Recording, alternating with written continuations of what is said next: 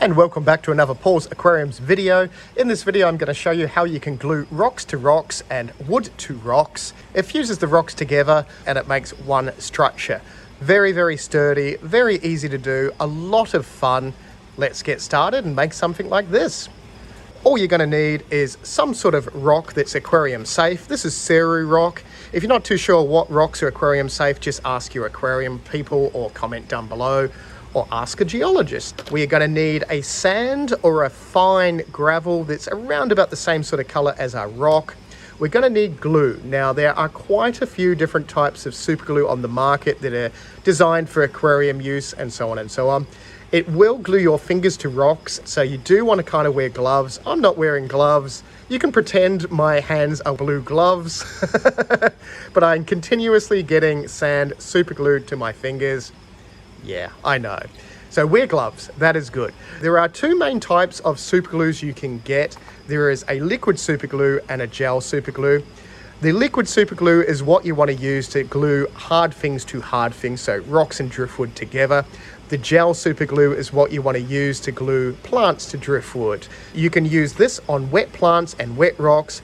This does better on drier rocks and drier wood and stuff like that. So we're going to use both of them in this video to give you a demonstration of what they actually do.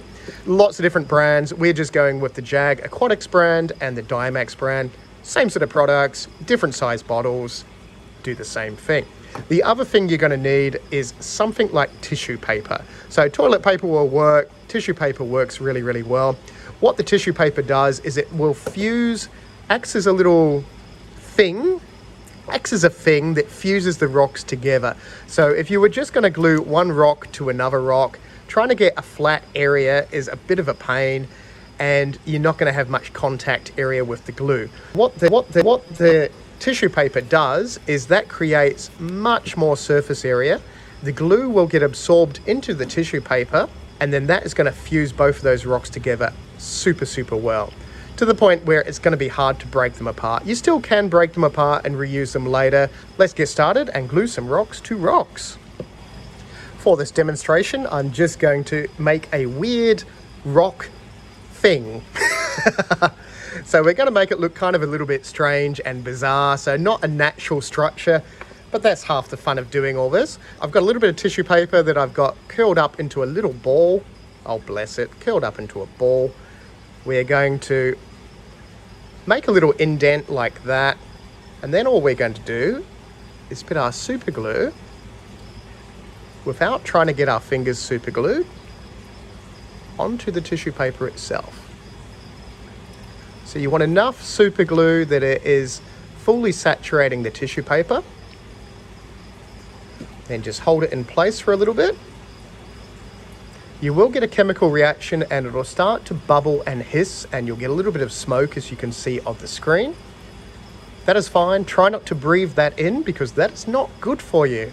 So you do want a well ventilated area, and of course wear your gloves like I am. Once that has fused and it's smoked in that,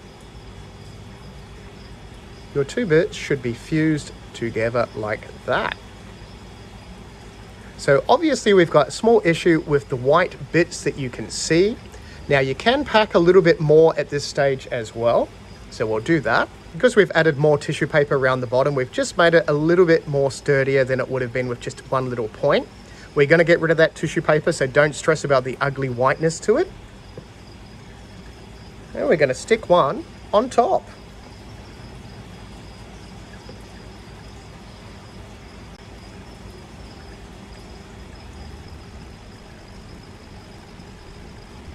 And we have made a weird little rock structure. Could be a TIE fighter. Pew, pew, pew, pew, pew. No, it's not. And we've managed to fuse 3 rocks together. We still have ugly white bits to it. It will stand up with the aid of some sand. That is not what we're going to use the sand for. The next thing we're going to use is we're going to use some of this, which is the gel super glue. We're going to place a little bit of gel super glue around the white. The good thing with the gel super glue is it holds its place perfectly well, and using the super glue is just going to hide all of that. Try not to press it with your finger like I just did, because that is how you get sand super glued to your finger. Now you're going to do the same on the other side. And there you go. So that is 3 rocks fused together.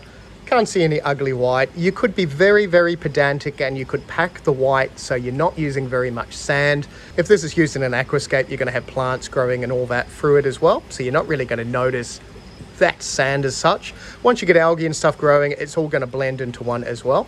But that is how you glue some rocks together. With wood and rocks, it's exactly the same thing. And this lovely 10-litre shrimp tank has been made exactly the same way as you just saw. The driftwood and the rocks are fused together with the super glue and the tissue paper to make an awesome structure that sits in the middle of the tank. Lots of room for the shrimp to swim around the structure as well as hide and do shrimpy business inside it. Lovely shrimp, lovely structure. Makes for an awesome tank. If you want something that's completely custom, you might as well build your own rocks and stuff like that. If you found this video useful, click the thumbs up so I know. Thank you very much for watching, and we'll see you in the next video. Why, hello Mandy, how are you? I'm very good, thank you for asking. Hey guys, trying to be nice and peaceful over here. Yeah, whatever. Wouldn't like a big monster to come and get you or anything. That's never gonna happen.